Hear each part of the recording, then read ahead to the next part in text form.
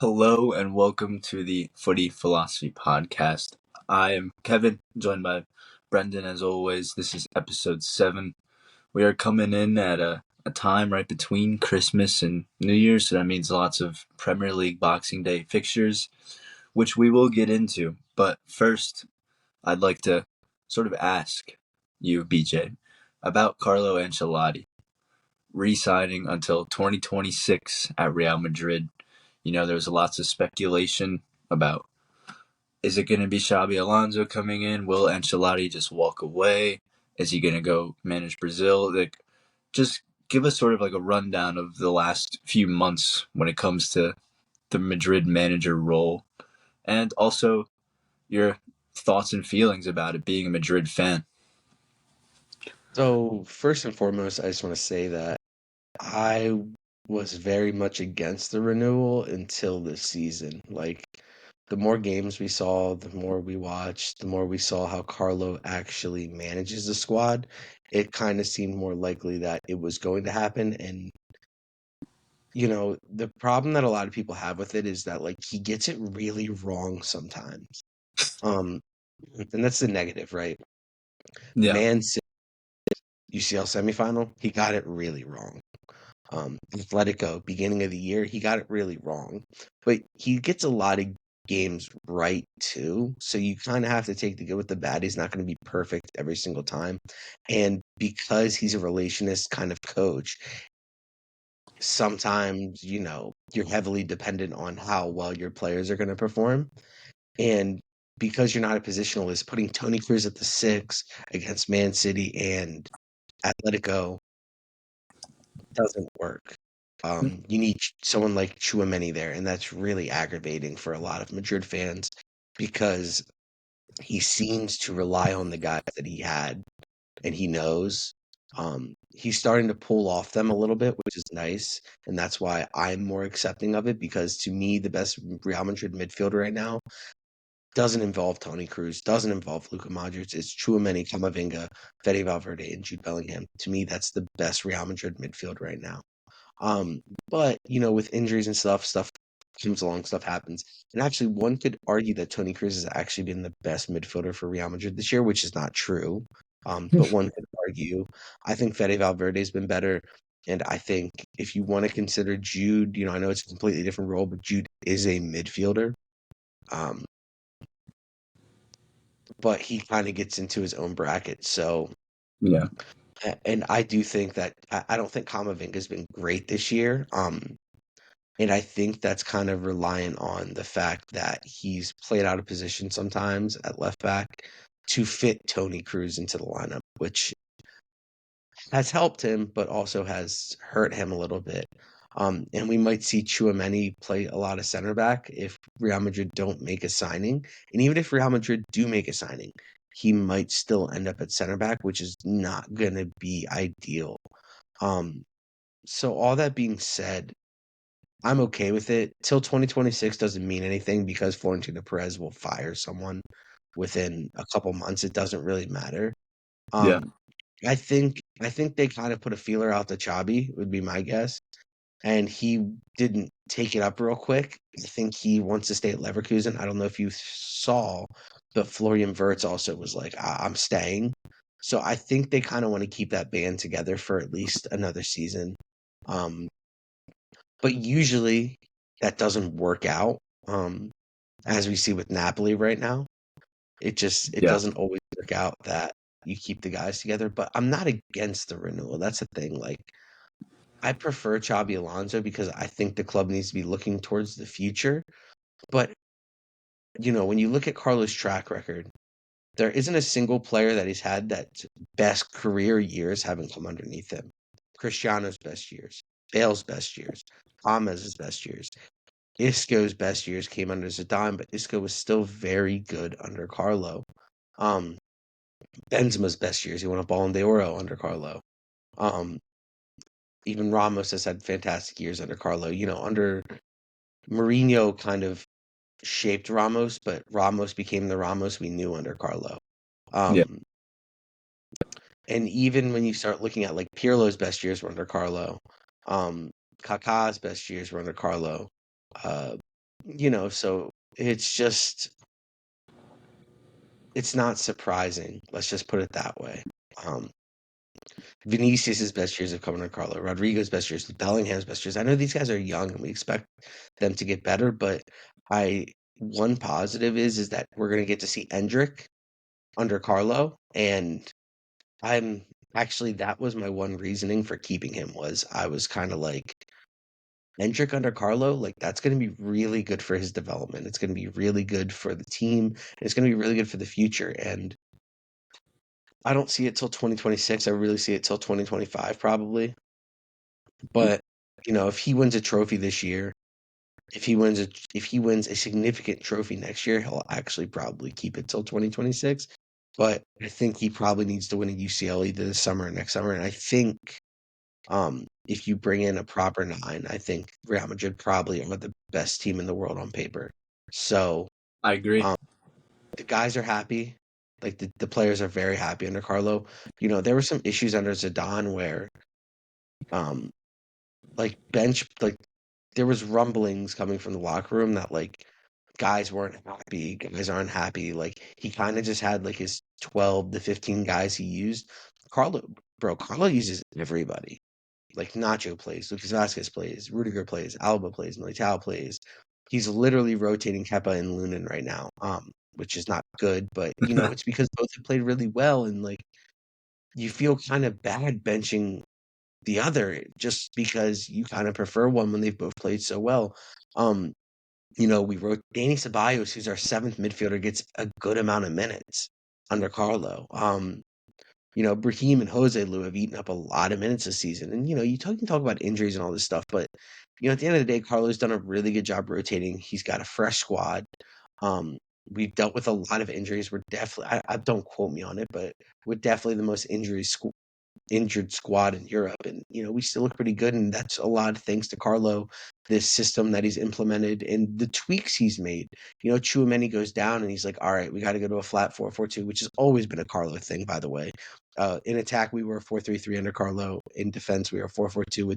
That's why Di Maria was so successful in that CM role that he needed to play, because defensively, he shifted out to the left wing. Bale shifted out to the right wing. In attack, he can kind of tuck in and do his thing and be that work rate kind of guy. So just, he gets shafted because he's a relationist. He gets Yep. shafted because he's talked about how he doesn't have tactics. But if you watch Real Madrid every single game, and if you actually tune into Real Madrid every single game, you see the tactical tweaks he's making, and they're not profound tactical tweaks. Like he's not like changing up the style, or he's not like hampering the development of certain players by, being like, I need you to do this. No, he just kind of puts players in positions to be successful. He moves. Chouameni goes down. Tony Cruz is struggling. So he's like, all right, Fede, like, you got to play deeper. You got to be the DM role, a little Xabi Alonso, Sammy Khedira-esque holding role. Where, Fede does a lot of the hard work. He does a lot of the coverage. And yeah, it hurts us going forward because Fede's such a great ball progressor. But, Yep. Jude can do that a little bit more. And, Luka Modric isn't, he's not his prime, but he's still a very good midfielder. Still a midfielder that a team like Tottenham would love to have, or Man United would love to have, or City would love to have. Um, so yeah, I know that was a little long-winded, but I Hey, think there was a lot of things that needed to get said. yeah, absolutely. And with someone like Ancelotti sticking around, it's got to feel somewhat interesting to say the least about so much continuity at the club for a good amount of time now. But let's say he runs till 2026. How many years would that be in charge? At least 4 to 5, right? And then if you can include his first stint, like 7, 8, Yeah. So, he's putting himself up there in terms of most memorable Madrid managers. And he already is up there. yeah, Like the moment he won La Decima, he was already forever like. That's why it's really difficult for like not Madrid fans to be critical of him, but Madridistas to like, to be like mad at the club for like renewing Carlo. Like if Carlo was shit in the bed, like fans would be like, get him the fuck out of here. But he's not. And it's like this is a guy that's so respected in the streets of Yeah, Madrid. He's probably the second or third greatest manager in Real Madrid's history. Like that's not an easy task to do, and it's crazy because like this guy is as much of a Madridista as me, as the people in Madrid, and he never even played for the club. That's what's kind of incredible, and he's that just is crazy. he's a don, man. Like that video of him smoking cigars with like Vinicius and Rodrigo and Militao, like him dancing like on the field after winning the Champions League with Vinny and Rodrigo, like Yeah, how many coaches do you see actually do that where like they have that kind of relationship with their players that they can do those kind of things? And like the players don't like, oh, look at the gaffer. Like it's like, nah, like come on, join us. Like yeah. they seem like such a good group and such a fun group to be around, really. I totally agree with you.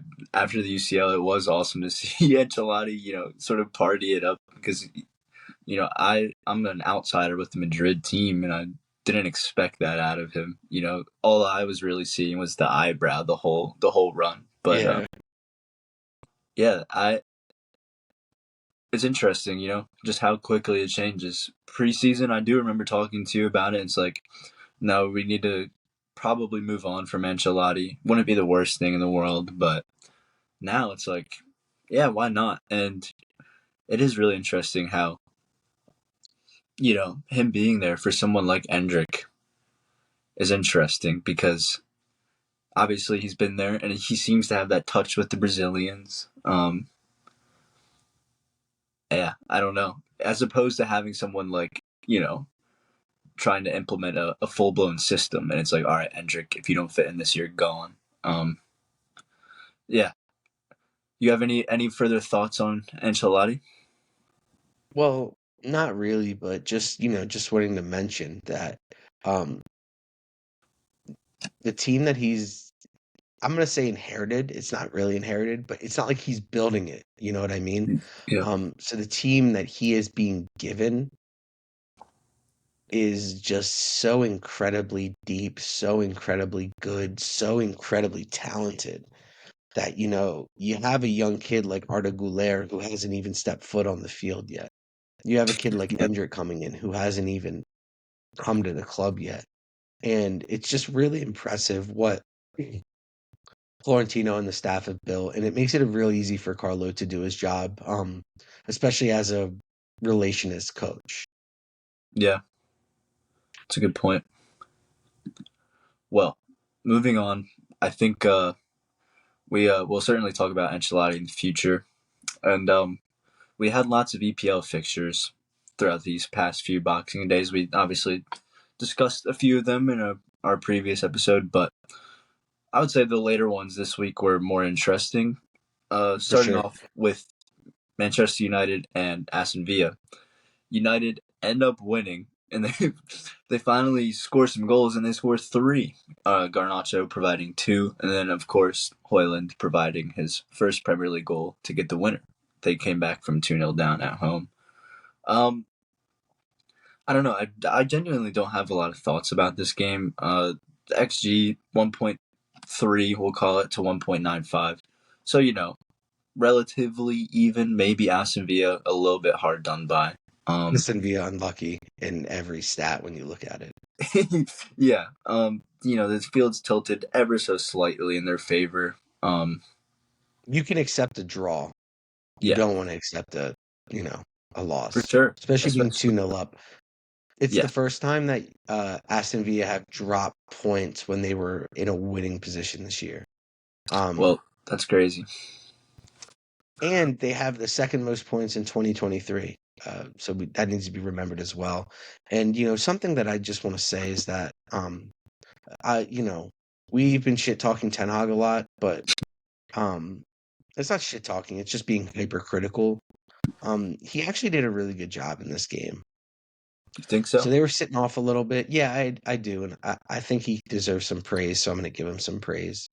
Um, he made one little tactical switch, and I think Villa have some blame here, but I can't blame Villa completely. First off, Garnacho, what a game, deserves all the credit. They don't do it without him.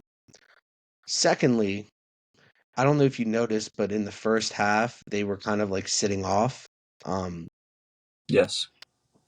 and then in the second half, they started to press a little bit more. They were caught offside 7 times in the first half. So the floodgates were starting to open. They just needed that first one, and they got a couple goals called offsides that they weren't given. Um, and then United just started to grow in confidence, and that little tactical tweak just to be a little bit more aggressive in our press ended up helping Manchester United take the win. And this isn't a knock on Manchester United, what I'm about to say, and it's just Villa were really stupid, man. They continued to play that high line up 2-0. They continued to, after catching United off 7 times, eventually they're going to get one. They Yeah. continued to, be ball dominant. And Manchester United were very happy to hit them on the counter, which, as you and I have talked about, I don't know if we've actually mentioned it on this pod. United are a better counter-attacking side than they are a ball dominant side. They are better in transition than they are Yeah. when they retain the ball. I agree with you. Um, so all that being said, the game was pretty even in field tilt and possession and XT. About zero point 0.5 more in XT for West Ham. It was just it was an ugly performance for Villa and something that is unacceptable. And maybe it's something that we should talk about. Just the fact that we're even mentioning Villa this way against Manchester United at Old Trafford, like. Who would have ever thought in 2023 that's something we'd be saying? Like, oh, Villa, you really dropped points to Manchester United at Old Trafford, but it's all Yeah. circumstantial, right? Right. Yeah. It is crazy to say out loud, and that is, it's a really good point in terms of Villa continuing to play the high line. They do create the most offsides for their opponents in the league by like a landslide. And I to some extent as a Spurs fan, I get it. It's like, all right, keep doing what you do. If this is how you feel you're going to win the game, then keep doing it. But like you just said, Emery's a smart guy, clearly. He's not dumb. And so, say, here, United, have the ball. But I don't think you can do anything with it. At least, that's how I would go in my shoes. But there's a reason why I'm not the Me Aston Villa too. head coach, you know? Well, and something Emery said after the game was really interesting. He was kind of like, "Yeah, like I would have liked to drop off, but like I've instilled in these guys such a high line that like he's like they just do it instinctually." Yeah. And, we'll talk about it, but Pasacaglu has said similar things. It's this is an exciting time for United's younger players, Garnacho and Hoyland. Is it Hoyland's time? Is he going to start, scoring goals? Who knows? You gotta hope so. I mean, Yeah, he's been kind of unlucky, but part of the problem is even when you look at it, kind of like the Martinelli case right now, is he's not even getting any service. I yeah, think he's got like 3.5 XG in the league, and it's just kind of like, all right, cool. He's underperforming his XG. Like that fucking sucks. But like also, that's just showing that he's not getting any service like at all. And mm-hmm. part of that is because of Rashford. Rashford's a very selfish player. But that's neither here nor there in this Yeah, conversation. But yeah. Arsenal 0-2 West Ham. Um, this is surprising. Arsenal at home. Well, maybe not super surprising, but I definitely would have expected an Arsenal win. And this is a typical West Ham victory. They had 27% of the ball. They were dominated XG wise, yeah, 3.5 to 1.7. Expected threat. They're almost 3 down. The field till it's 90 to 10, 91 to 9. I don't but know. look at that defensive action height, 30. Yeah, so you know how low they're sitting. Well, and this is the problem with Arsenal, right? Like a West Ham is actually going to cook them. Like imagine because now that West Ham actually has talent up front, like a West Ham team away from home is actually better suited to beat Arsenal than Um, I was going to say United, than a City team. And I'll tell you why. Because West Ham is okay to hit you on the counter, and West Ham getting an early goal is just it's all they needed. They Yep. didn't need a second. They were so comfortable 1-0 up, and it's because this Arsenal team and their fucking positionalism have no clue how to change the tempo for the game. They have no clue. They don't have a metronome in midfield. I think their midfield was Trousseau, Declan Rice, and Martin Odegaard. Those aren't metronomes. You're running a winger, a 10, and a guy that can play a 6, but he's probably best suited as a box to box, right? Yeah. So, Arsenal's game plan this year is to go up and then lull you to death. Like we're gonna hold the ball, we're going to um and we're gonna play super defensive. We're not gonna push it. Like we're gonna play safe. We're gonna win like 1-2-0, 3-2. We're just gonna lull you to death. They're not like a high octane side like a Real Madrid is, where they just go, go, go, go, go. But Real Madrid can play other ways. But this Arsenal team, much like the Man City team, they got one speed. And the problem is with having that one speed, the moment they go down 1-0, this team just doesn't have the attacking power. They don't have the midfield metronome, and they don't have the players to be a high octane side. And it's even worse because they're heavily reliant on positionalism, Yeah. and that kind of kills them.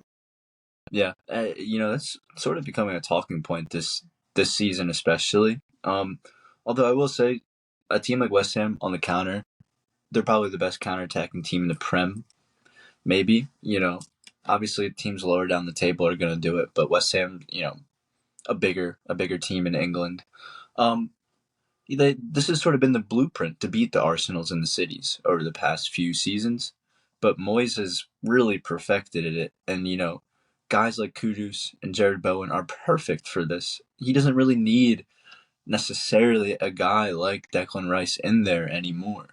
Declan Rice is better suited to be the 6 in a positionalism side. Um, yeah, I'm I not. was just about to say that Declan Rice is better for Arsenal than he could ever be for West Ham. Yeah, exactly. And fair enough. That's where you're gonna go. And that's where you're gonna be the best. And And that's his level too. yeah, Like that's a better fit for him. it is interesting how you mentioned Arsenal really only have one way of playing. Um, they have the players to build in some quirks with counterattacks. Martinelli's rapid. Saka's super fast. Odegaard can play a great ball too. Yeah, Like quick exactly. release, like just into a channel. But this is the problem. They don't have a 9 to pin the center backs back. You think Gabriel Jesus is going to do it? No, he wants No. to rotate with Martinelli on the left side. Um, so it is worth watching, keeping your eyes on. I think Arsenal will be fine. Obviously, West Ham's sitting 6th place now. Well, Arsenal probably go trophyless this year. And just another point before we even move on, Martinelli has only produced a 2.2 xG, meaning he's not even getting any touches at all in the box. Yeah, Like, so, for a guy that is, I'm not really a Martinelli fan, but also I'm not gonna lie, I don't know his game as well as I know others. yeah, And it's not that I'm not a Martinelli fan. I just see a lot of people talk about how much better he is than like Vinicius and Rodrigo, and I'm just like, that's why they start over him for the national team. But okay, go on, yeah, King. Um, but he's a very particular player, and I think actually in a positionless side, he actually should do well. But they're just so right-sided heavy that it is a detriment to him, like yeah. a lot. When they were less right-sided heavy, like this season, it's been the worst, if you want to call it the worst that it's been. When they were less so, Martinelli was pretty killer. I forget which season it was, but he had like 14, 15 goals, and that's pretty good for a winger. I would definitely take that. Um, Yeah. and I think he's a pretty good player coming from a Spurs fan. Um, he should not be doing this poorly, and it's probably not his fault, like you were kind of touching on. Moving on. Newcastle 1, Nottingham Forest 3, away from home. Newcastle go up quickly with the penalty from Alexander Isak. But Chris Wood scores a hat trick, and he only gets a 9.7. I saw some funny pictures about that, but Always, only Messi's allowed to get tens here. yeah, yes. This game seems pretty wild from the underlying statistics. Newcastle were the more threatening side. The field was tilted in their favor, but the XG is roughly about the same, 2.4 to 3.2. I don't know. Are we really ringing the alarm bells on Newcastle right now? Yes. It's not their fault, though. They didn't properly pack the squad to compete across all competitions. Yeah. And I just think that this just is a quick mention, but you can't lose the Forest at home. Like I said last Yeah. episode, they're going to end up mid-table. They're not going to get any European football. Even when they get healthy, they're still going to be super tired. Yeah, I mean, Nottingham Forest are a genuine relegation candidate. If Everton did not have the points reduction, they would be sitting in 17th place right now, only 2 points off the drop. But you're entirely right. Newcastle are so tired. You can tell when you watch the team. I definitely noticed it when they were playing Spurs. I didn't get a chance to see this game, but yeah, it's almost a case of they got UCL too fast. Like it was a down year for the Prem last year, and they were a pretty good team, and they just happened to finish top 4. And it's like you almost get penalized for it in a way, and really they do get penalized for it because they exit the group stages, and if they had a fully fit squad, it could have gone a different way. For sure. Forest, good result for them as they're trying to build a sort of gap between the relegation spots. And They Chris did Wood, spend a lot of money too in the yeah, this was so 30. they're trying to stay up. Yeah, Like Forest is making waves to stay up. I yeah, think they probably will in the end, but yes. We should also mention this is Nuno's first game in charge for them. So yeah, I think I texted you like this is manager bounce. I don't know how much I'm buying probably. into that now. But it is always good to get a new guy in charge. And, I remember Watford doing this constantly as like a sort of tactic to stay up, just constantly rotating a manager. Um, It's I'm not a not a bad big, tactic. yeah, I'm not a big Nuno believer. Um, No, he sucks. He's the worst coach I've ever seen in my life. but it was interesting to see him play a four at the back, at least according to the starting lineups. He's well known for, 3/5 at the back. So I'll keep my eye on that. If he's tweaking his tactics a little bit, that is interesting. Bournemouth, unless you have anything else to say. No, I'm done with Newcastle in my mind. I don't even want to ever talk about them until they win a game. Yeah. Bournemouth 3-0 over Fulham at home.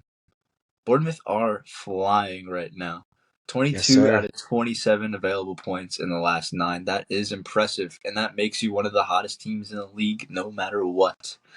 And they're doing it with style, bro. Like, Yes, they are. they're completely dominating their opponents. That 2.03 to a .3 XG is insane.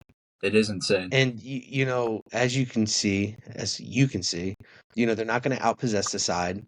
The Mm, field tilt's never going to be in their favor because they're going to sit a little deeper, as we can say by the defensive action height. It's just a little different, but they're playing a mid block. They're not playing a low block. They're playing a mid block, and uh, I mean, the best signing of the year for them was Antonio Areola. I mean, just yeah. fantastic coach, pushing them way above their weight, way above their weight. Um, and he did this in La Liga for a couple years with Rayo Vallecano. If you look where Rayo Vallecano is right now, it's not really great. But Rayo Vallecano's big thing is they don't lose at home.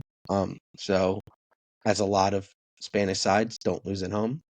But yeah, I mean, just pushing above their weight. And it's all Andani's doing. Like Bournemouth probably would be a relegation side. If not, maybe not getting relegated, they'd be fighting relegation if it wasn't for him. And they find themselves, I'm going to guess, mid-table. I'm not looking at it, but getting 22 out of 27. I mean, 22 by itself sounds like a mid-table side. Yeah, I don't have it out in front of me because I'm looking at some of their stats. They're 12th at 25 points. Think about that, bro. Yeah. They're 22 from 27. That means they had 2 points in their first 9 games. Yeah, it did not start well for them. I remember Spurs playing them, and it was a tricky game, but I'm pretty sure we came out to victory. And the commentators are getting like, "Oh, is Areola the guy here?" Blah blah blah. But just took some time, and now they're flying. We'll see. We'll see. To a certain degree, 22 out of 27 is not just some lucky run of form. You know what I mean? It's not a freak result. It's not coincidence. And Bournemouth, they have some really good players. I'm a big fan, obviously, of Alex Scott. He's one of their signings who's finally starting to get integrated into the squad. One of the better young English midfielders. That's a really exciting signing for them. And there will be a time when he moves on to a bigger club. But guys like Marcus Tavernier are finding form. Philip Billings always been a solid Premier League player.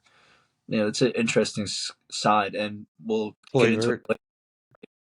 Marco Senesi won't make my Prem team of the season, but he's worth it.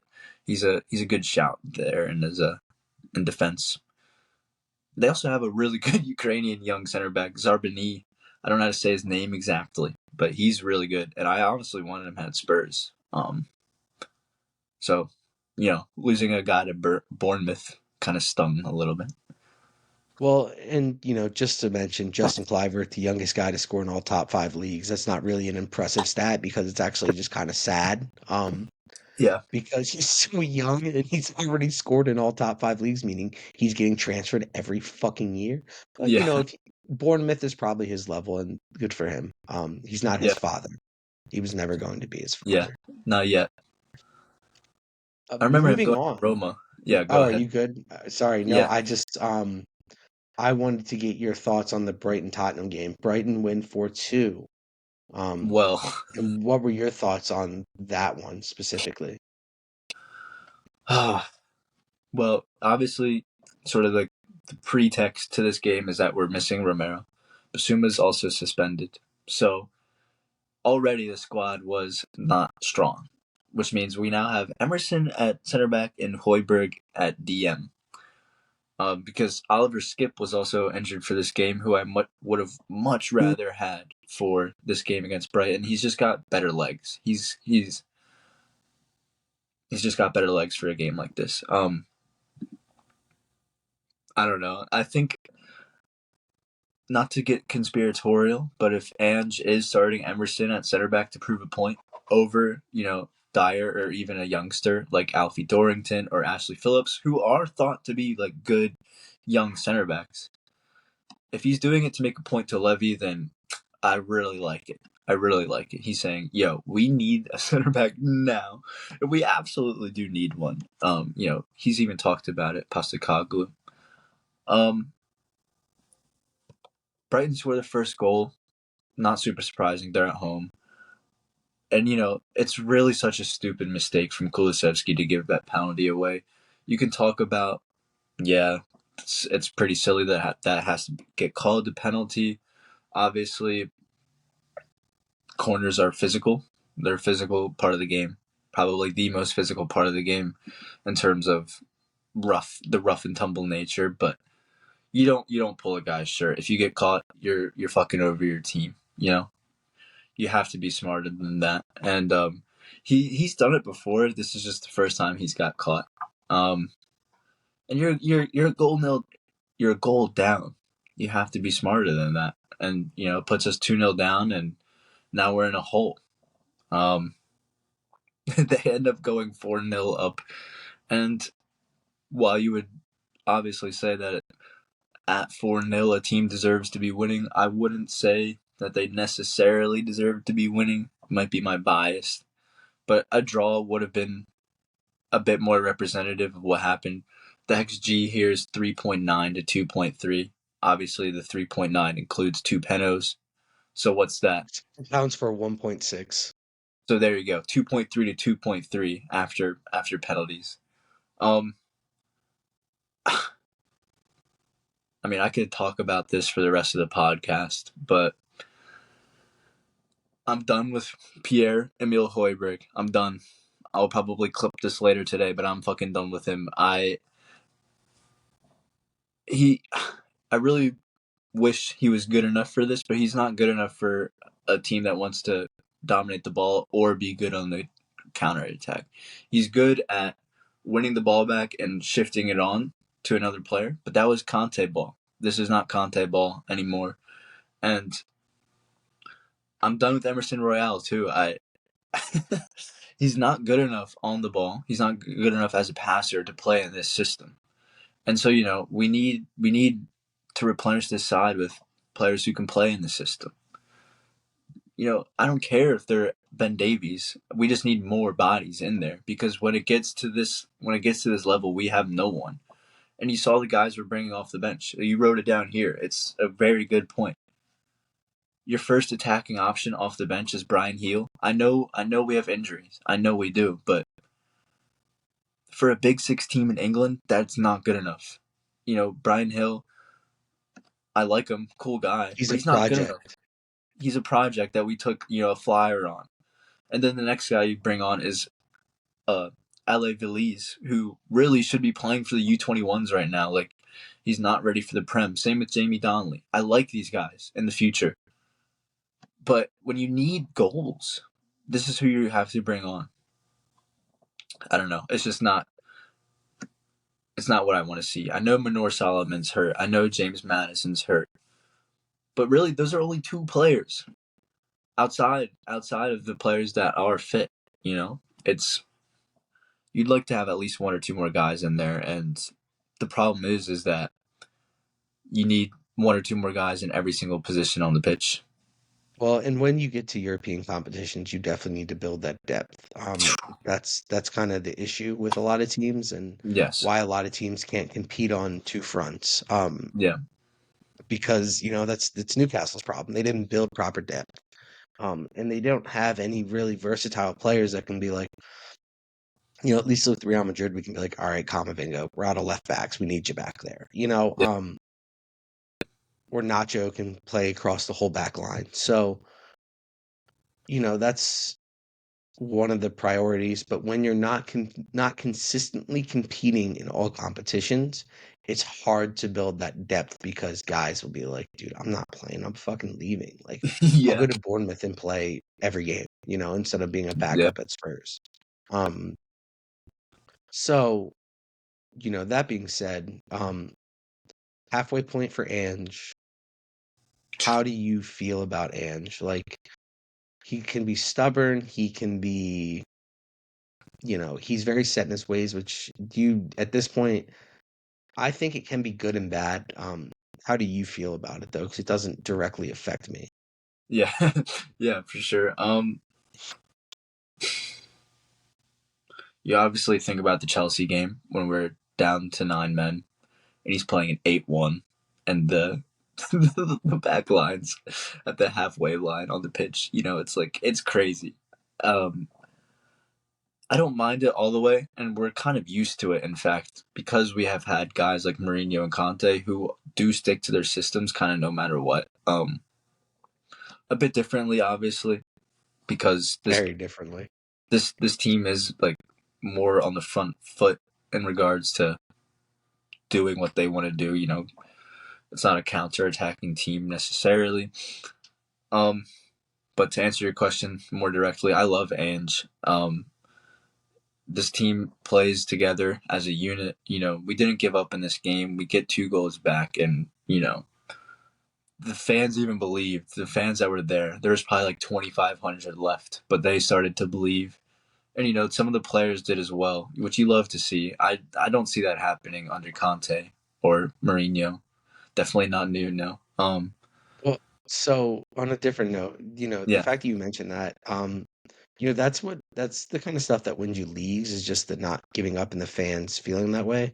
yeah, I watched a 30-minute comp of Leicester last night and their title run. Bro, they were down like every single game. Like, they were always clawing back.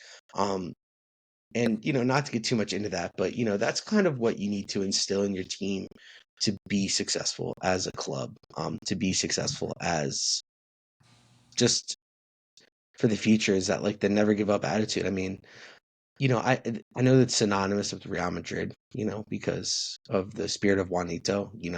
Yeah, You go to Italy and then he says in broken Italian, 90 minutes in the Bernabeu is a really long time. And they smoke them like 7-0. So that's always been there for my club, but as a coach, if you can instill that in your players, you're going to be very successful because, yeah, that means that they're confident that no matter, they believe in you, they believe in the system, they believe in the guys, they believe in everything. And they're looking at each other and like, okay, no matter what happens, we know we can come back. And that's right. huge for a Well, team. think about it this way. Never giving up is synonymous with Madrid. What's synonymous with Spurs? The Spursy way, like bottling it in the end. It's kind of the complete opposite. We do so well for so long and then we fuck it up in the end.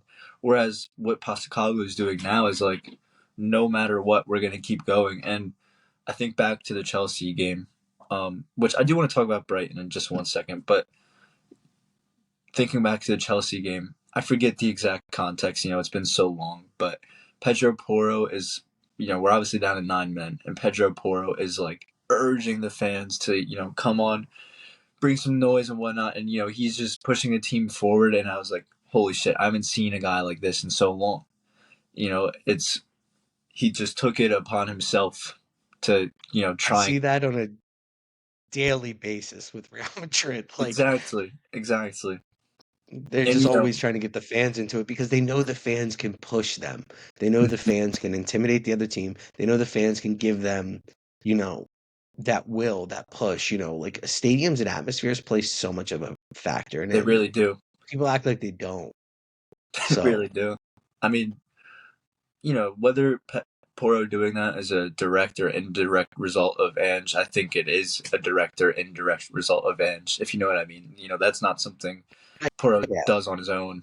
Um, you know, so for you that need a reason, certain personality to do it. Like, you're not going to see Tony Cruz telling the fans to get hype. You know what I yeah, mean? Like, yeah, so you need a certain personality, but it all comes down from, the manager hmm and instilling that, like, and Klopp says it all the time. Klopp's like, and Diego Simeone too, like, they're always like trying to get the fans into it. And I don't know if you saw, but Klopp had said that during the Arsenal game, he's like, I need the fans to be better.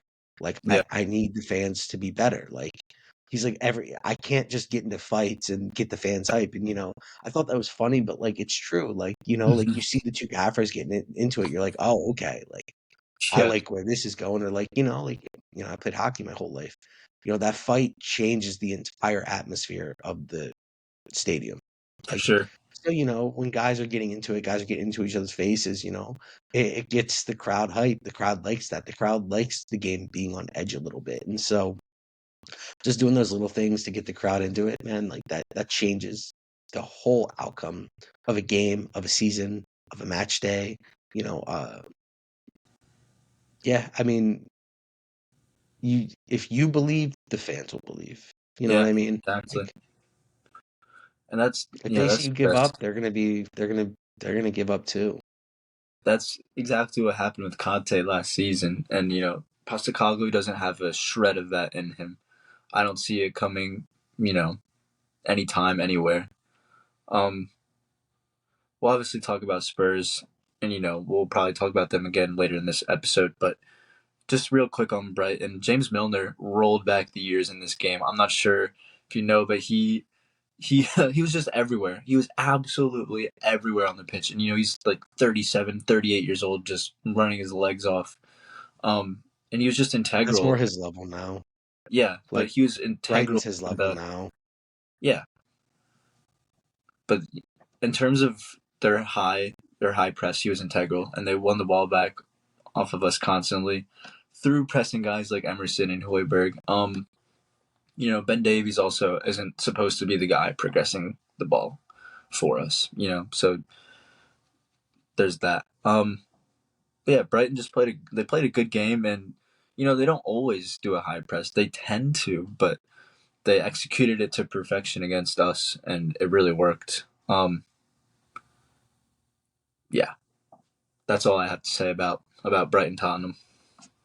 Yeah, So and I don't have anything else to add to that. yeah, But this Brighton team, they can be so good and so bad in like one clean swoop. yeah, But moving on, Luton beat Sheffield 3-2 as they come back with only a .6 xG. Luton's really starting to hit their stride in the Prem, and yeah, this is a team that I could see staying up because they have that will to stay up. Like Sheffield is just like they're going down. Burnley actually has some dog in them too. Like Sheffield seems like they've accepted their fate. But Burnley and Luton haven't. yeah. As Burnley lose 2-0 to Liverpool, but we don't expect Burnley to beat Liverpool. No, Um, and then even beyond that, Chelsea win again at home against Palace. We're not surprised because Chelsea do tend to win at home. Um, Man City beat Everton at Goodison Park after Everton go up 1-0, and Wolves dominate Brentford 4-1 despite getting out XG'd, possession, field tilt, everything. Um, how unlucky for them. And you have an interesting question here under the Chelsea comments, which we're not going to get into yet. But do you have any thoughts? Those were a little bit more the boring games, a little bit more yeah. straightforward games. Do you have any thoughts on any of those games I just mentioned? No, well, I do because I was just about to say I do. Chelsea Palace. It's cool to see someone like Malagusto arriving at where you would expect a left winger to arrive to serve the We golden boot. talked about that. Yeah, Yeah, that was awesome. it's cool to see that. Because Relationism. yeah, right back going all the way up the field like that. That's pretty cool. We Ending also up on the left wing, yeah, which is and awesome. it reminds me of Spurs a little bit. So maybe Pochettino's copying Postecoglou. I don't know. Um, Chelsea once again are unable to outperform XG. They underperform it as per usual. Not by a whole lot this time. And as they get guys like Mudryk sort of firing and Cuckoo back, if they start to perform even with their XG, they'll be a good team, which we've always sort of been saying. Yeah. Olise also continues his hot streak. He scores in this game. It's a really good goal. It's like he takes a touch, half volley, boom, really good finish. From about 9 yards away. I like him. I'm a big fan of him. He's relatively two-footed, tricky winger, but can also play the 10, I would say, and maybe striker in a pinch, depending on what you want. You happy he's not at City? I'm happy he's not at City, and I'm happy he's not at Chelsea either. Will he go to either of them over the summer? There's a really good chance, but I like to see him go away from the Prem because I don't expect him to sign for Spurs. So, um, go kill it in the Bundesliga or La Liga or something.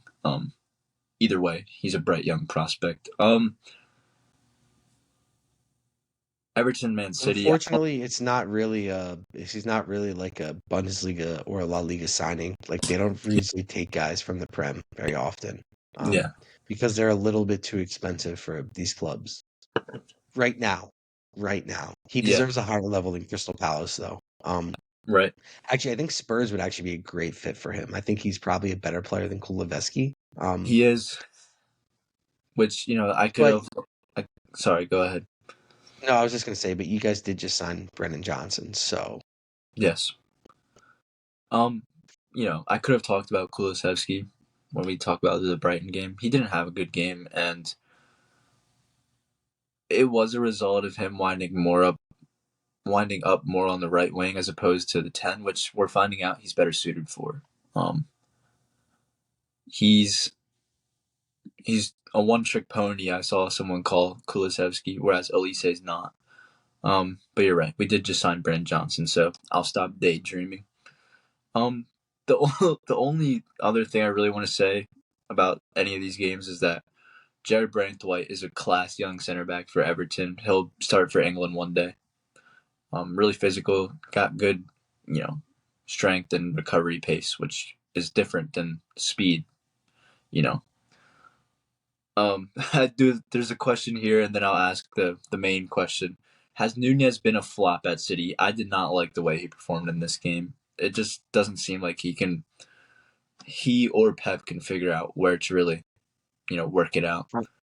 I'm not going to say he's a flop because it usually takes about a year to get used to Pep's system. Um, so, Guardiola's having a bad year. Grealish was pretty poor in his first season.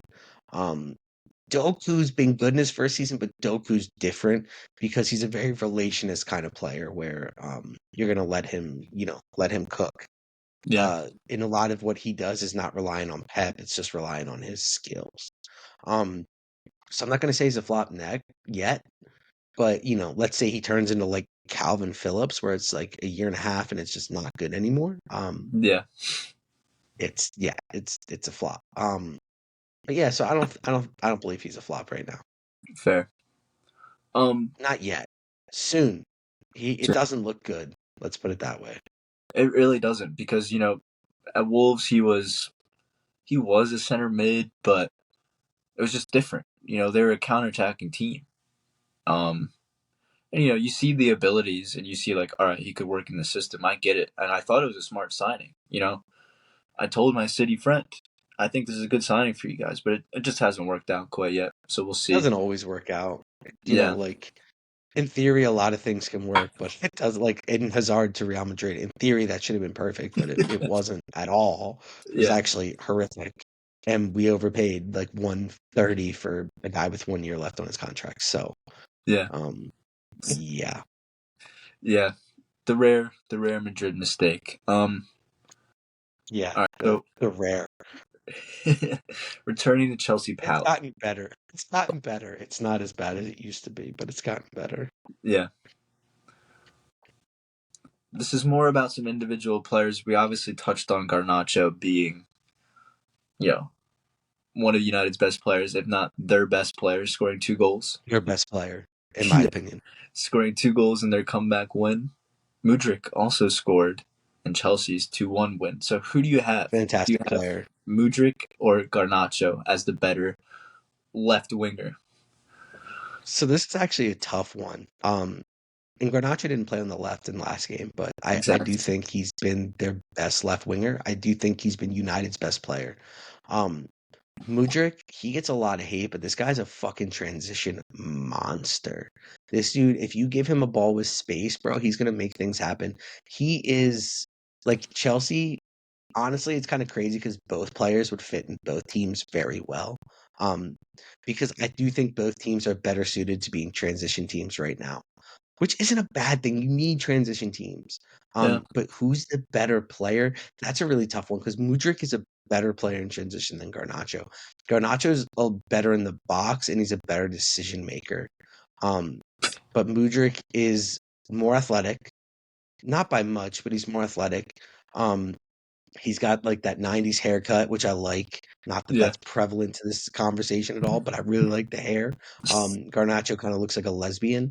Um, Yeah. doesn't really it doesn't affect the situation, but pound for pound, player for player, I like Garnacho just a little bit more. Um, Fair. United fans don't get mad at me. Chelsea fans don't get mad at me because I rate a lot of them really high. I rate both of them really highly. I think both have potential to be world class. In 3 years, we might look back at it and Mudryk might be the better player or Garnacho might be the better player. But Garnacho's ceiling, because of his ability to score and his decision making being a tad better, I think he's the better player right now, but it's not by much. Mudryk is class. This Yeah. guy is a transition monster. He's gonna kill you. He's a great dribbler. He's way better of a dribble than Garnacho. Way better. Like he is not Vinicius level dribbler, but like he's like Rodrigo Ghost level dribbler. Like he's that good. He's gonna kill you in transition, and he's gonna create more XA than Garnacho could wish to. But Garnacho's a better decision maker. What Yeah. about you? I mean, well, that was a really good analysis. First off,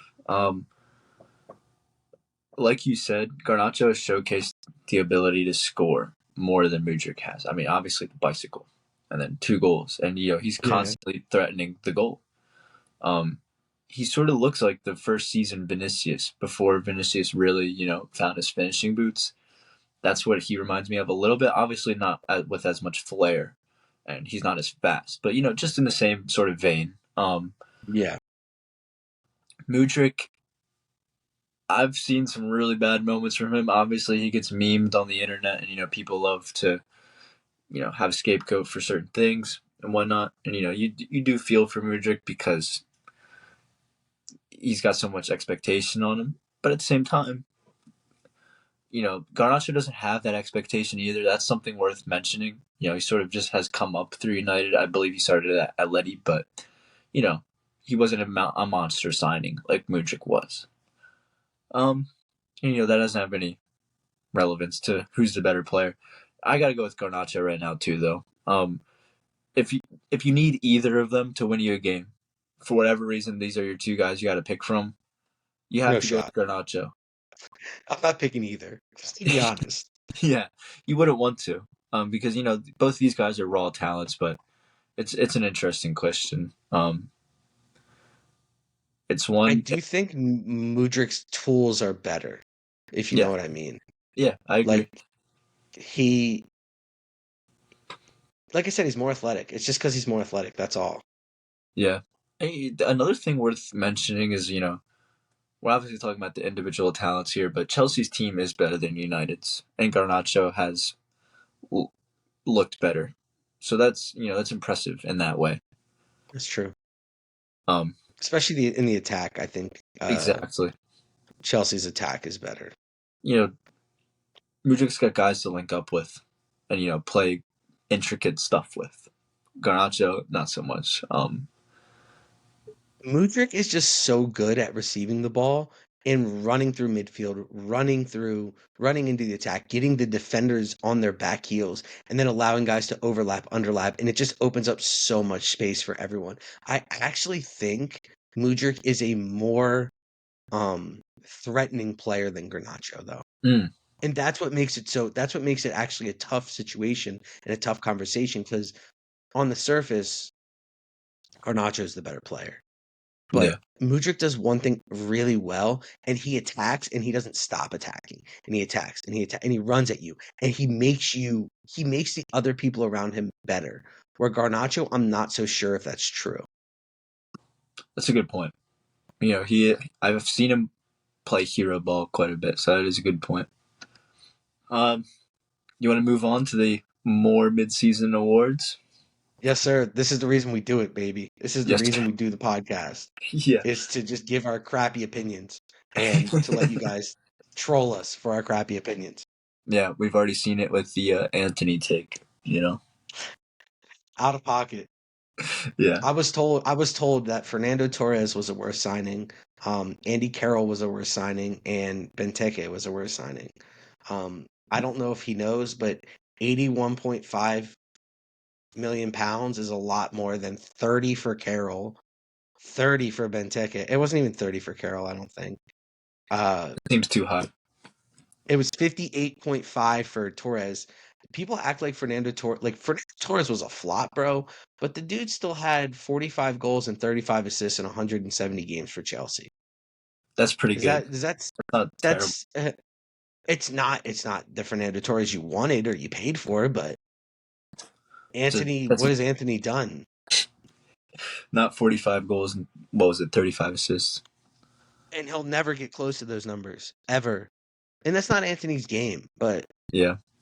you don't pay 81.3 million pounds for a winger who doesn't produce anything except for dribbling. Like, Yeah. and that's why the Mudryk price tag is so bad. Yeah. I mean, even if it, not to return to it, but even if it was, you're signing this really expensive player just for dribbling purposes, just to progress the ball through carries. He's not doing that either. He's not doing Well, that. exactly. He You know, looks like a shell of himself. yeah. And, we dog on him, but at the same time, it does kind of stink, and he's just a victim of what's been going on. I think he's there's a relatively good player in there somewhere, but Somewhere. yeah. But all right, Don't know where. It's not in the boots, I can tell you that much. it's in the Brazilian origin maybe. It's in the heart, yeah. Yeah, let's Moving on though. Yeah, Yes. let's get into this. I will just share my screen just to make it easy. Cool. So, yep.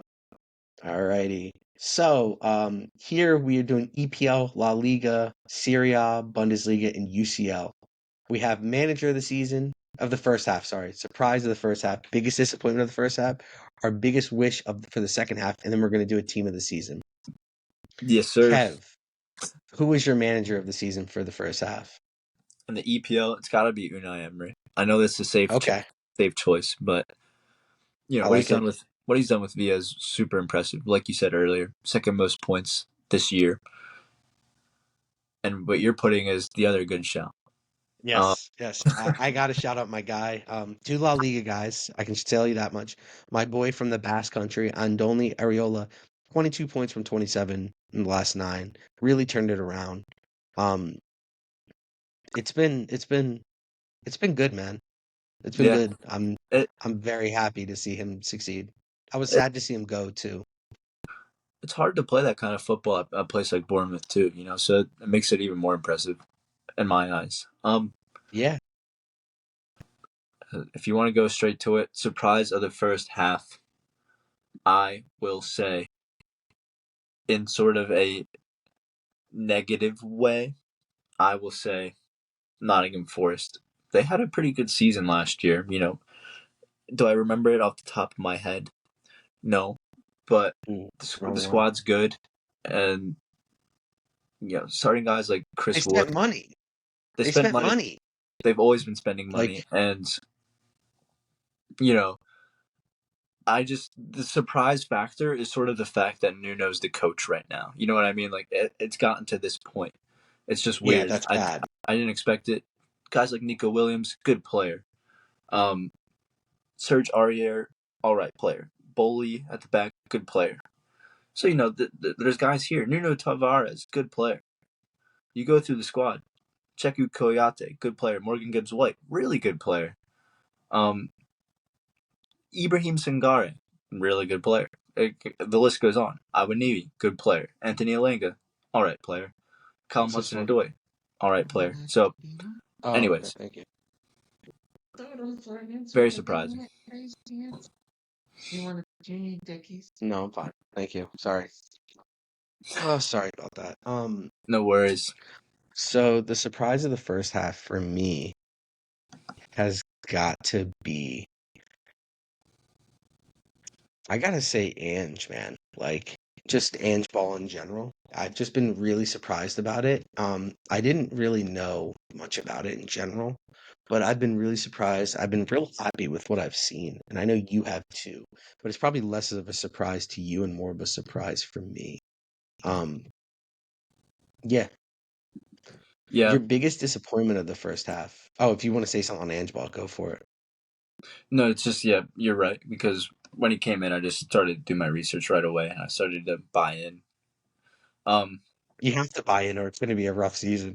You yeah, don't care who it is. You're like, man, I'm like when Julian Lopetegui's on, I'm like, I'm in. I mean, I yeah. do like Julian Lopetegui, but um, Um, yeah, you're biggest no go. Sorry. biggest disappointment. I kind of screwed up in saying Nottingham Forest because that was why they surprised me in the disappointing way. But disappointment, I will go with Moises Caicedo. Um, Ah, that's a good one. I had high expectations for the guy, and it's definitely not over yet. But I expected him to be like a solution to Chelsea's midfield problem, and it hasn't happened yet. So very simple, but disappointment for sure. My biggest disappointment is just Man City. Like, Yeah, I they're way better than what they've shown. And that's all I got to say about it. Um, fair. your biggest wish for the second half. Like, Am I, what would you like to change? Like, it could literally be if you wanted to Tottenham getting top four. well, yeah. Well, I'm gonna make it a Tottenham one. Biggest wish for second half: Levy backs and Postacoglu. That, That's better than getting top four. yeah, yeah. If I see some sort of inclination to spend money and realize, okay, we might have our guy here for the next 3 to 4 years at least. that would be awesome. So, and I'm saying this with like some anger in my face because I am fucking angry. Anyways, go ahead. My biggest wish for the second half, I don't really know because I don't really care about the EPL that much. Yeah, I would like for someone, I would like for Man City or Liverpool to not win the league, but I don't want it to be Arsenal either. And it's kind of those three fighting for it. yeah, Um, so I'll give something positive here though. My biggest wish is for Nkunku to come and lead the line for Chelsea and kind of get Chelsea where they belong yeah. in That European competition. Um, that would be pretty cool, honestly. I'm a big Nkuku fan. I don't really like I don't Chelsea. like Chelsea, but that would be cool to see. And now on to the team of the season. Yes, And sir. you're going to do this one. Yeah, I can share it for you though, and then we can go. What kind of formation were you thinking? it's a 4-3-3. It doesn't really matter where the midfield is. Okay. And just for preface, these formations aren't really supposed to be like balanced or in theory work. We're just trying to get the best players from each team. And on top of that, even more so, we want to only do one player per team. Yes, that is well worth mentioning because there will be some like kind of head scratchers maybe. But I try to do my best with what we have. Just Yeah. going into it, you kind of pointed this out to me when we were prepping for the podcast. Vicario, and I've seen him. I've seen his excellence. He is a great shot stopper, and I've been extremely pleasantly surprised with him. I probably should have said that for the midseason awards, but I don't know. He's been such a leader in our back line. Um, just doing it kind Sure. of quickly. Aaron Hickey at right back. He's been a good. Brentford have been very left sided leaning with forgetting their left back's name, Jaden Bogle. They've been left sided leading, using him to transition the ball, but Hickey's provided some options off the right. Talking about transitioning off the left, I'm gonna go with Ryan Nori from Wolves. I know that's a hard one to spell. Give me his It's a last name. No. well, he spells Ryan weird. It's Rayn, and then he should pop up, I believe. No, all right. No, His last name is I'll just look A it up. Aitnouri. Um. Anyways, he's a good, Damn, exciting. he's not even coming up. That's crazy. Damn. That's All probably right. why he's, yeah. Well, I tried to be niche, but he's been a good player as a left back for Wolves. Has a killer cross on him. Anyways, center back. I touched on this guy earlier. Jared Branthwaite has been a really important player for Everton. Young guy coming in and performing well. Are you finding Branthwaite? Oh, that's why. Jesus, it's one of those letters. It's like the Mm, I with like two dots above it. That's probably why he didn't come up. There he is. Got it. Boom. cool. Okay. Center back. Yeah, Jared Sorry. Branthwaite. Oh, yes. The guy you talked about.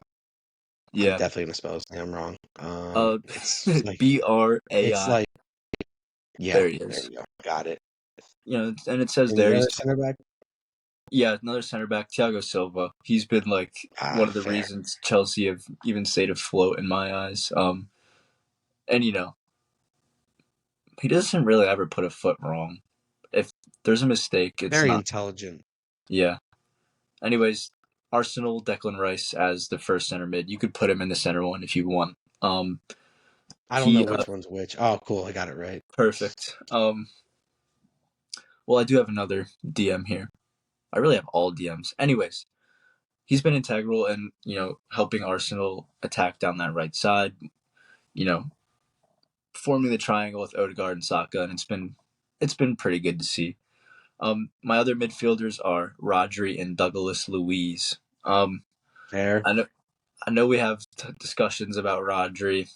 Is he truly a good six? But without him, I think City would be worse off. They miss KDB and now they're missing Holland, and he's there. Mhm. He's one of their more important players. Same goes for Douglas Luiz. He's one of Villa's most important players.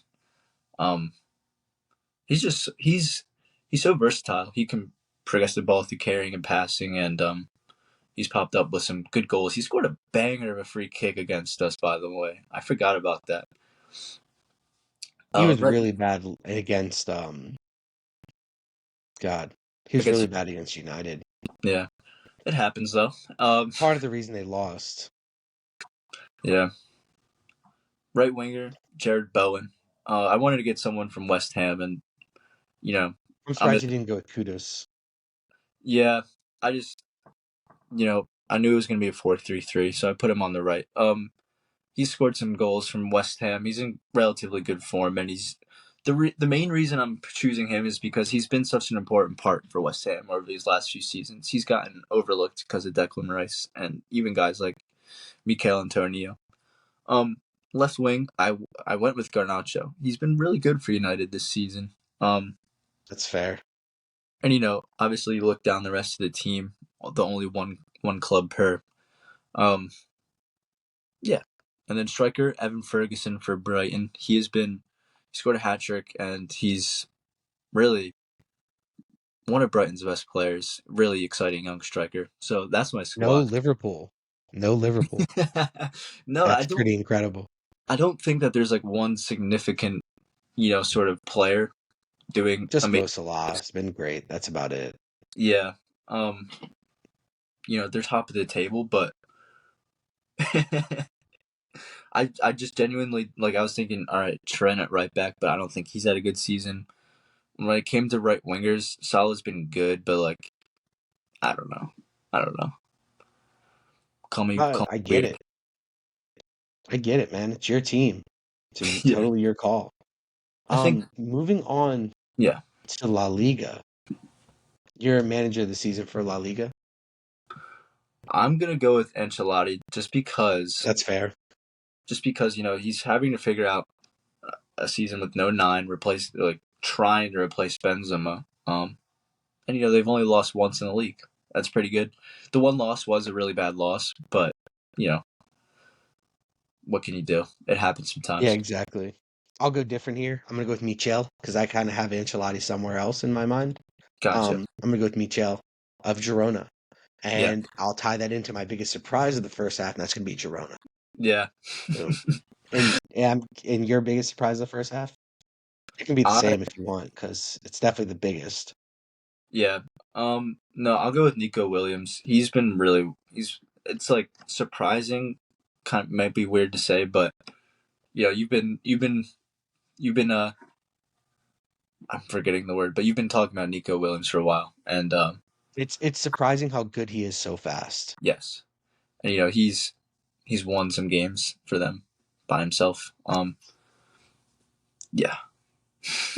And my biggest disappointment of the first half, I'm gonna go with something here. I'm just gonna go with La Liga referees, man. These Okay. guys are so brutal. They're the worst refs in the world, man. They're so bad. So bad. I don't blame you for saying that. Your biggest disappointment of the first half, Kev.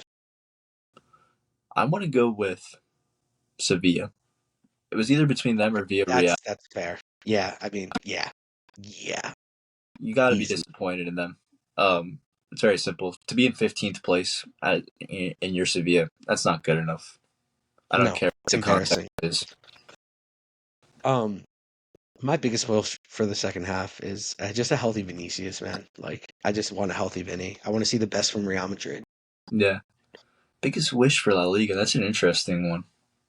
I want to see Vitor Roque not necessarily score 20 goals in one half of the year, but I want to see him just Play excite. decent minutes. Excite. Okay. That's Yeah, the that's solid. yeah. Okay. Now, Here we go. oops, I don't even think I was changing. I was sharing there, but it's cool. I can share it real quick. Boom. Hey, it's all right. Share. I got a already copied it. Just hit a refresh. Yep. All right, cool. Bet.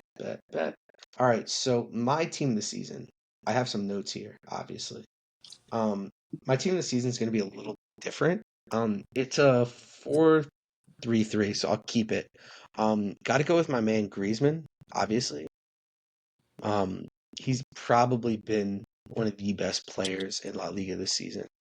Um, Yes. really, God, you fucking kidding me? Why is Kubo not coming up? Oh, wait, there he was. Oh,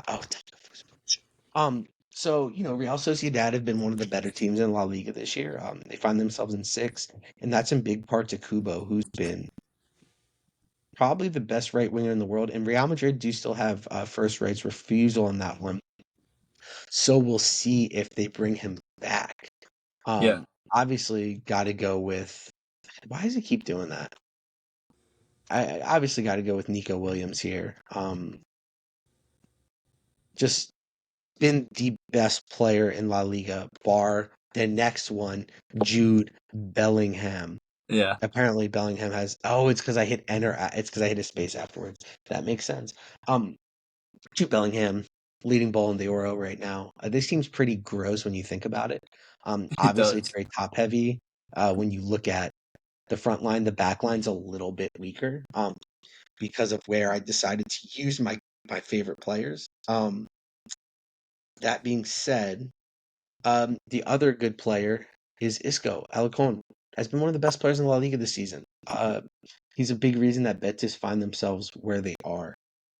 And then got to get my Girona kick in for Alex Garcia. Being linked with Barcelona to replace Busquets, he's been fantastic this year. He's a huge Barca fan, unfortunately. The back line's a little weak this year. Jose Gaia finds himself there. For me, for whatever reason, he doesn't want to come up. Um, there he is. Just always been a class left back, always one of the best in La Liga.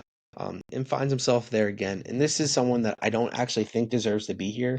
I actually think Danny Carvajal's been the best right back in La Liga, but Joao Cancelo's been good enough where he's been the second best. And he finds himself into this starting 11 where yeah, there's a lot of great players here. The best center backs in the league right now have been Rudiger, and others, but I got typed in Sevilla. But, someone that's been really good this year, Sergio Ramos, despite his age, he's been actually the one and only bright spot for a terrible, terrible Sevilla side. Then I went Diego Rico, who's someone that actually is a left back, but, they play that back three at Getafe. Getafe, I really want to get Borja Mayoral in, but, Griezmann's been better, so I got to get him in. Yeah. Um, It's a good shout. and, these two wingers really have to be there. No questions asked. And then in net, I got, gosh, my phone keeps messing up. It keeps going to every other league. Oh, yeah, duh. Only conceded like 12 goals in La Liga this year, or 12, 15 goals in La Liga this year. Bias has been out of this world, man. So, That's a nasty team, I do gotta say. yeah, a little bit weaker on the back line, but unfortunately, if like Pau Torres was still there and stuff, it'd Yeah. probably be a lot easier. But when you take all the best guys play for the top sides, so you're kind of clutching at straws a lot of the time, but not a You bad are. team nonetheless. Um, Moving on to Serie A, your manager of the season, I think we'll probably go in the same direction here. I Yeah. might go in a little bit different direction just because. For me, it's got to be Thiago Motta. Um, we talked about this on the last episode, but for Brentford, fucking Bologna to be in fourth, that's a great place to be in for them, and it's pretty self-explanatory. They're playing good stuff too. It's not like they're playing, as you Yeah, like to say, haram ball. yeah. I'm gonna go with Inzaghi just because I want to be a little different, even though I want Thiago Motta. Yeah, I'm gonna be a little different, and they find themselves top of the table. They can't win the treble because of Thiago Motta, but still, fantastic side, kicking well above their weight. That inter squad is much better than they look, man. Every year. they are. Um, the biggest surprise of the first half for you in Serie A. Surprise. Milan, but they have had Which injuries, but Milan? I will Inter say or AC Milan? You're AC thinking Milan. AC then. Sorry, AC Milan. No, you're good. I just Yep. know some people, like when you refer to AC Milan, you can call it Milan, but Inter Milan is supposed to be called Inter. I just didn't know. Some Yeah. people don't know that, No, you're fine. so I didn't know if you did or not. Yeah, Milan, AC Milan. Um, It's we've fair. discussed this, but they should be keeping shot with Inter. I'll be right back. I need to just grab laptop charger. You're good. Um, so my surprise for the first half, I'm just gonna I'm just gonna make it Bologna because it makes it easy for me. I can get my Bologna fixed. And then my biggest disappointment for the first half has got to be Napoli. That's a good They're a one. team that I expected big things for, and they just have not. They essentially kept the same squad minus Kim and Jay. They just That's got a true. new manager, and losing Spalletti was a big deal, I guess. It Kev, your was biggest disappointment in the first half. biggest disappointment. I will say it's just Serie A on the whole, if I could say That's that. fair. Outside of Yeah, Bologna, there's not much interesting going on. I mean, that could be my biases and just my lack of knowledge, but I genuinely don't think there's a whole lot going on. your biggest wish for the second half. I could follow it up and say for more to happen, but I'll say Bologna. That's I'll say fair. Bologna Europa, Bologna Europa League. I would like to see them go there. I'd prefer them in the Europa League than the champion spots, just because I think it's more their speed for Yeah, now. exactly. Um, my biggest wish for the second half is just the title race here. Like Yeah. I just don't want Inter to run away with it. Moving on to the team of the season for Serie A. Up to Yes, this sir. point, This is why this I is all needed you, the Kev. laptop charger. What formation you going with? It's a 3-5-2. The midfield will be a little weird, but we rock. 3-5-2 is actually where you probably should. It's the most Italian thing in the world. Exactly.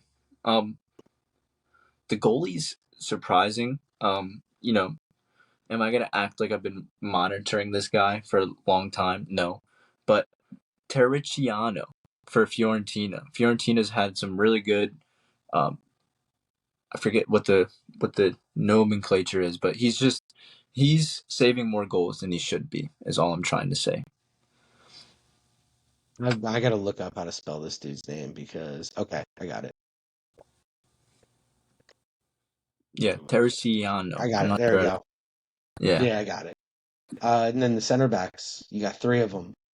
yeah. Center backs was tricky, obviously, because you're gonna start taking some clubs that you want to have up front.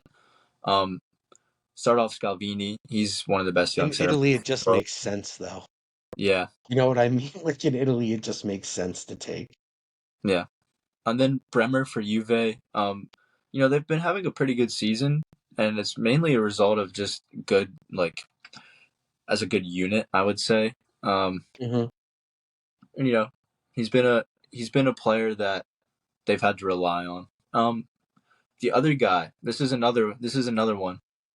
Guiamber for Salernitana.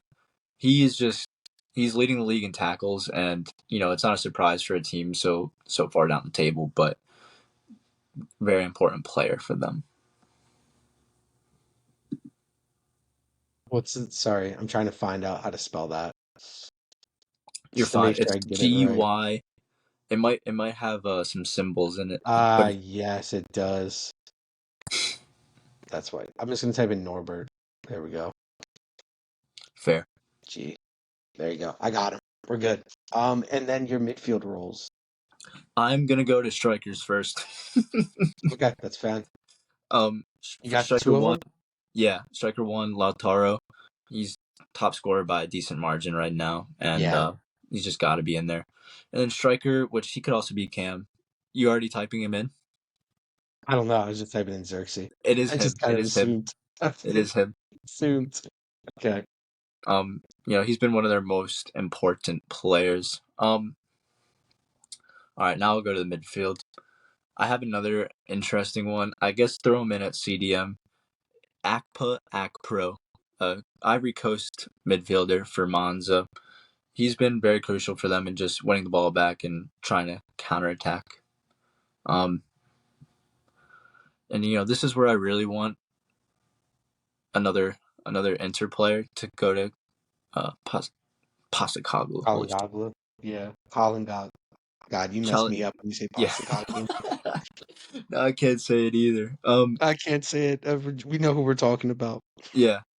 For Milan, shout out. Colin Howell. God, I'm done. I'm done.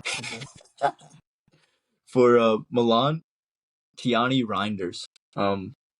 He's a Do you want him? rising. Where do you want him? You could put him at CDM as well. Okay. A rising star for them. And then It's crazy. I know how to spell that, but I can't spell the other things. will it let me put Osimhen at left wing? Probably. Then throw him in there. You could obviously zirkzee could play left I wing can as well. spell his name right. There you go. We got him.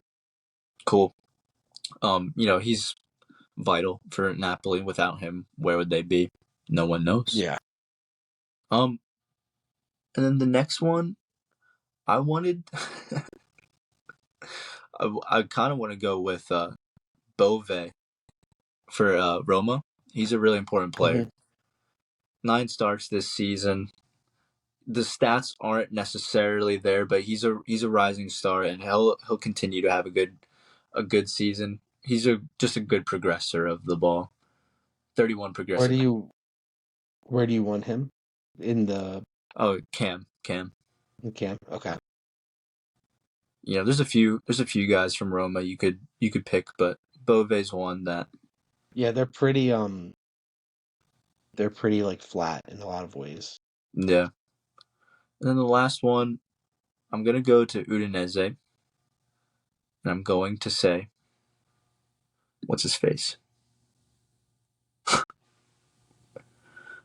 Where the fuck is this guy? Lorenzo Luca. Sorry, this got very interesting very fast. He's their top scorer this season for Udinese, and outperforming his XG slightly. I've had to He plays use for Monza. no Udinese. Yeah, I did completely messed up in my head. Damn, Delafeo plays at Unidense? Did not know that. Yeah, I'm just trying to look for his name. there he See, I is. spelled it wrong. That makes sense. There we go. But yeah, he's their top scorer this year, and only off 10 starts, 5 goals. Good for him. You're always happy to see that. That's a relatively thrown together squad, but I just feel with the Serie A, like we were sort of talking about, there hasn't been a whole lot going on, so it's like relatively difficult to pick from. Anyways, They're very top heavy too. yeah, like there's 4 strikers there, so Well, that's fair. So moving on to the Bundesliga, yeah, manager of the season for me, Xabi Alonso, easy. easy. It can't be anybody else. Like it can't be anybody else. I know that's why I have to copy you. Why That's fair. would I go anywhere else? I don't know. That's fair. And then for the biggest disappointment, I gotta personally go with Dortmund. I just been so God damn it, disappointed with them in general. they have been. I'm. And your biggest disappointment? You kind of touched on it earlier. You mentioned it. You snuck it in. Kim Min Jae for Bayern. He hasn't had a good start to his tenure, or whatever you want to call it. Yeah. That's fair. And it's not really his fault either. That's the worst part about it. Yeah. My biggest wish for the second half is a Xabi Alonso treble. Fair Easy. enough, man. That's my goat. That's my goat. Gotta respect him. I will And say, your biggest wish? I would love to see Bayer Leverkusen win the league, but I won't go there. Just to throw some other I'm shouts gonna in. put it down anyway. Stuttgart to finish in Champions League would be pretty cool too. Okay. That would be awesome, actually. Yeah. And then moving on to my Bundesliga team of the season. It's a weird formation. It's a 4-1-3-2. If they even Okay. have it on here. Uh, this might look kind of similar. I'm just gonna hit refresh. It's not really 4-1. Yeah, they don't really have a 4-1-3-2. Let me just mention real quick that Udinese are struggling like terribly right now, and I don't want them to get relegated. If we want to circle back to Serie, Yeah, just they are they're drawing a lot. yeah, Which is not something we want. So Bundesliga, team of the season, one per team. It's a little tougher because again, this league is very top heavy, and you got to throw Harry Kane at the top, man. yeah, absolutely. He's killing it in the Bundesliga. And right next to him, you can go with a lot of names like Boniface. But I'm gonna go with the guy that has having the best year of his career, missing some games. Gurasi. Uh, Yeah, just he's leading Stuttgart big time. Behind them in the hole, I'm going to go with a little bit different with the Leverkusen, which we talked about last week. I'm gonna go with Florian Wirtz. Um, just because I don't think there's another 10 doing what he's doing, and you don't have to have a 10, but I just think that he's been so good. I just want to get him in there. And then on the right, got to go with your boy Xavi Simmons. yeah, He's been killing it for Leipzig. He's been really their only bright spot. Um, in a year that they've kind of struggled a little bit. And then on the left, gonna go with the Freiburg Vincenzo Grifo. He's been great this year for them. Freiburg have been a little inconsistent recently, but he's been one of the bright spots. I'm gonna have to type in the team because I'm not gonna be able to get all these. I'm not gonna be able to get the double O. You see what I mean? The O yeah, with the two dots. yeah, Um, Stoger has been probably one of the best DMs in the league.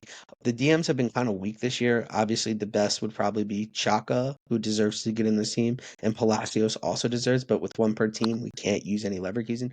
Kimmich just had a down year. Um, Other than that, the CDM position's kind of weak, and not a knock, but Stoger's been pretty good for Bochum this year. And you know how the Bundesliga goes.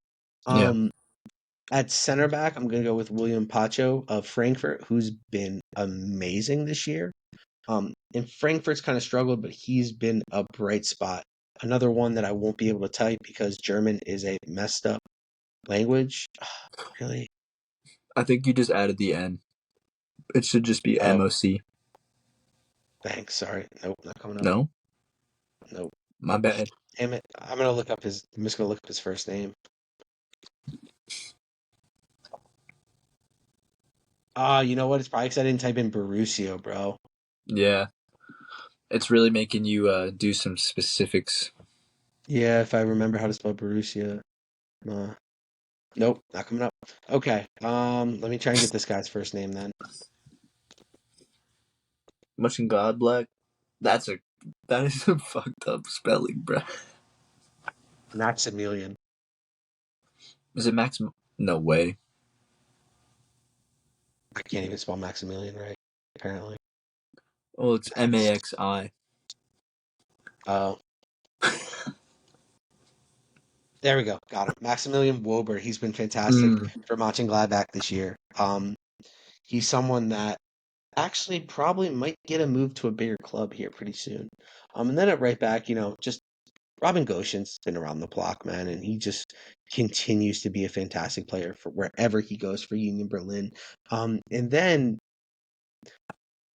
Mitchell Weiser has been one of the best right backs in the Bundesliga this season. And so he deserves his credit. And then Oliver Baumann has been great as well. In this team, very top heavy, especially with these four are the big names. But in the back, yeah. Pacho and Goshen are both very good players. Um, and now pasting that, getting that in there. Now on to the UCL, Uh-oh. which, is going to be the fun one. Let's be honest here. Yeah. And this is one we're going to do together when we do the team of the season. Manager of the season for UCL. Who you got, Kev? I need to look up his name real quick. This Jacob Niestrup from Copenhagen. To get them out of the group, you gotta be doing something right. Yeah, I'm gonna look that up to spell it. I just want to spell it right. You're Niestrup. chilling. Okay. Um, I'm gonna go with my man Carlo Ancelotti. Perfect group. Um, No. just well, well deserved. Just having a fantastic year. Surprise of the first half of the Champions League. We'll probably be on the same Mm, boat here. I mean, United Uh, exit. Does it? okay. That's a surprise. I mean, I'm not really sure if it's a disappointment, but Yeah, I'm gonna go with the exact opposite same group, Copenhagen through. fair. Um, Biggest disappointment of the first half for you for the Champions League. I will say it's tricky. It really is tricky. I think Inter are my biggest disappointment just because they should have really topped the group. Not with relative ease, but they should have topped the group in my eyes. No disrespect to Sociedad and the other squads, but they should have. Oh, it's completely fair and justified. So for me, the biggest disappointment. Sorry, I'm just trying to look at something. Biggest disappointment for me, um, just AC Milan. Just Fair. that group of death was just a lot uglier than it should have been. Yeah, it was a Like disappointing. Dortmund shouldn't have topped it. Like AC Milan third, Milan or like Newcastle faltering on the last day. Like there was Yeah, so much that was wrong. there was. Biggest wish. I know what I'm gonna say. Go for it. City not to win the Champions League. I would hate to see them repeat. Yeah, me too. Obviously, for me, it's Real Madrid to win, but if it's not Real Madrid, I want a first time winner, Okay, that's a good one. not named PSG. Yeah. All right, and now moving on to the team of the season for This is a tricky one. the Champions League. Yeah, only one per team. I think we should start by who comes to mind first. Um, how do you want to? What kind of formation do you want to run? I think it should just be a classic 4-3-3. That's fair. I do want like kind of like a 4-2-3-1 if you can Okay. bear with me. Yeah. I gotta find the right one. Or this works. Just because I think Jude Bellingham should probably be the first one on the list, Yes. right? Would you Absolutely. agree? I agree. And that knocks Madrid right out for us. Where do you want to go from here? I guess is the We're question. we're making it harder on Um, ourselves.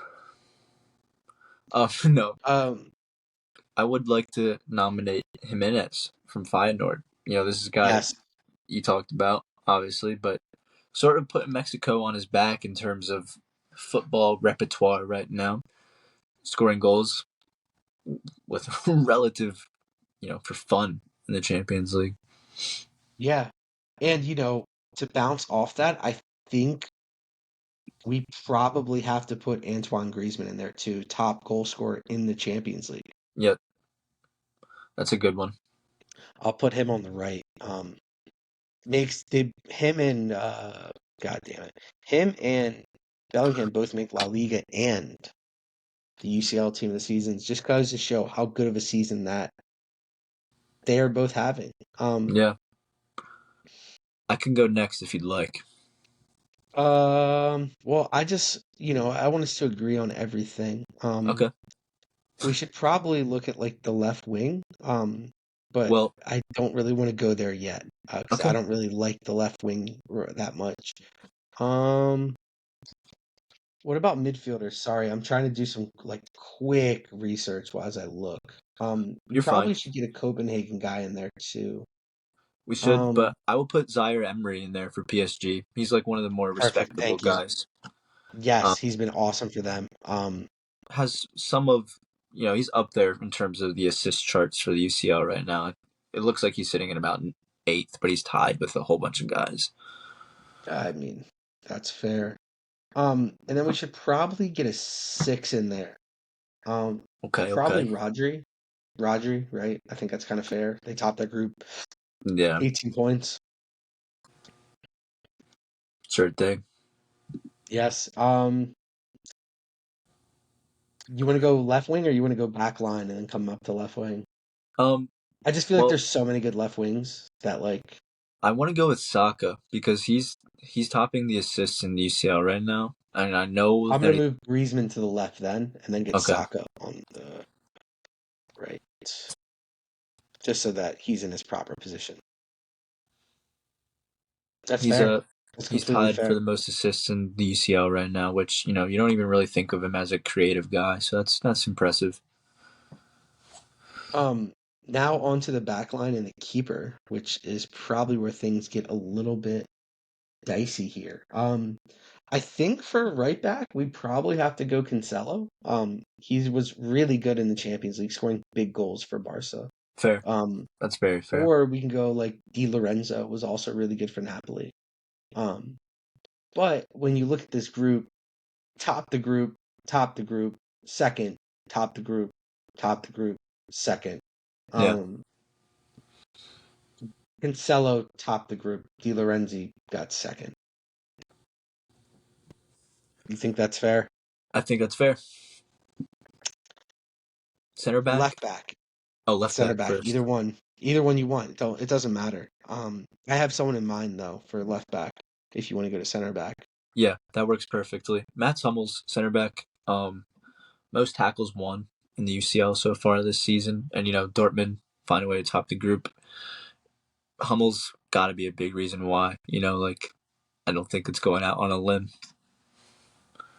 um, for left back, I think David Raum deserves a shout. For Leipzig, we don't Yeah, fit Xavi Simmons in, which is someone that I would have liked to fit in ideally, but you can't always fit everyone you want. I'm okay with Saka, but we got to get a Leipzig guy in there because they were actually a lot better in the UCL than the league. Um, other center back. Center back, yeah, This is Otamendi from Benfica. Second most balls recovered in the UCL. Only two first place Matt Hummels. So, statistically speaking, those are some of the two top performing center backs. Not a whole lot of pace, but we're not worried about that. for keeper. I have someone that popped into my mind while we were doing this. Let me know if you agree. The Copenhagen keeper. Don't Sure. know his name, but he was fantastic. Um, he he was a big reason they advanced. Grabara. And yeah, I'm gonna look up how to spell that to just be. Or we could go with someone like Jan Sommer, but like we said, we weren't really that impressed. Wow, I love how they spell Copenhagen. Um, and this is our UCL team of the half season. Are you happy with this group? I am very happy with that team, actually. It's a pretty good team. It is, and I think it's pretty fair. We get all the big dogs in here, and then in the back line, we got guys that deserve it, and then we throw in a little Copenhagen at the end Yeah, to help us out. yeah. I A mean, team that deserves to be there they deserve too. to be there. Absolutely. Um, any thoughts, Kev, before we bounce? No, other than it's been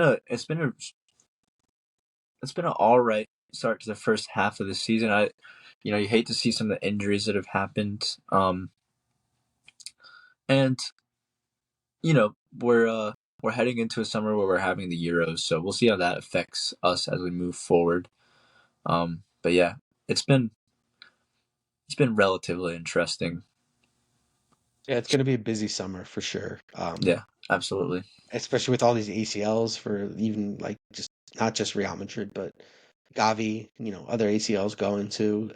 Yeah, You hate to see it, but you got to move on, and football moves on. So, I wish all those guys a good recovery in the new year. Um, yeah, well, Kev, it was a pleasure as always, and it was it a good was. time. Yeah, Team of the seasons. If you want to argue with us, go please. We'll probably post them on TikTok. So yeah, please argue with us. We would love that, and we'll try to prove you wrong if you argue with us. And if you have a good point, we'll tell you have a good point. Come on Yeah, the pod, debate us, please. We that beg. would be We beg. fun. Well, Kev, have a All right, wonderful day. And you to all the too. listeners, you also have a wonderful day. Yes, sir. Happy New Year. Peace. Peace.